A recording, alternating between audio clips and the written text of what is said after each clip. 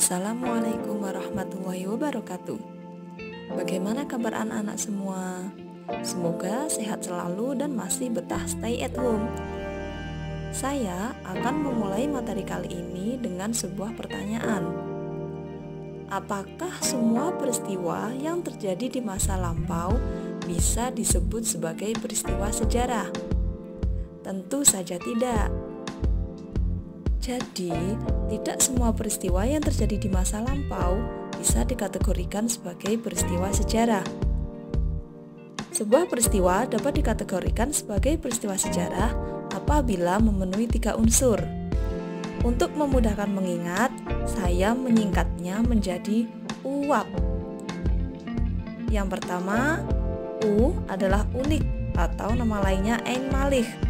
Artinya, peristiwa sejarah hanya akan terjadi satu kali saja dan tidak akan pernah terulang kembali. Di masa mendatang mungkin akan terjadi peristiwa yang mirip, namun tentu akan terdapat beberapa perbedaan dan tidak akan mungkin sama persis. Yang kedua adalah A, abadi. Artinya, peristiwa sejarah tidak akan pernah berubah. Sejarah juga akan tetap dikenang sepanjang masa. Yang ketiga adalah P, penting. Artinya, peristiwa tersebut memiliki pengaruh yang sangat besar dan dapat mempengaruhi kehidupan banyak orang. Dalam peristiwa sejarah, terdapat 3 unsur penting, yaitu yang pertama, manusia atau who sebagai pelaku dari sejarah. Yang kedua adalah ruang atau where, yaitu tempat terjadinya peristiwa. Contoh dari ruang adalah desa, gedung, kota, jalan, dan sebagainya. Yang ketiga adalah waktu atau when, yaitu kapan peristiwa tersebut berlangsung. Contohnya jam berapa, hari, tanggal, bulan, tahun, dan sebagainya. Kemudian ada konsep manusia dan sejarah.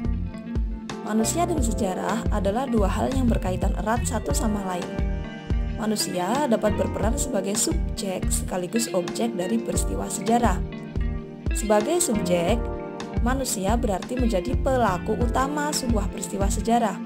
Dalam hal ini, manusia berperan aktif menggerakkan atau menstimulasi peristiwa penting yang kemudian mengubah sejarah dunia.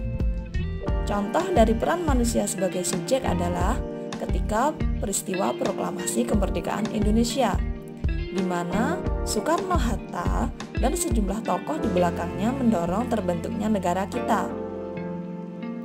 Sedangkan sebagai objek sejarah, berarti manusia menjadi pelaku pasif atau penderita akibat peristiwa sejarah tersebut.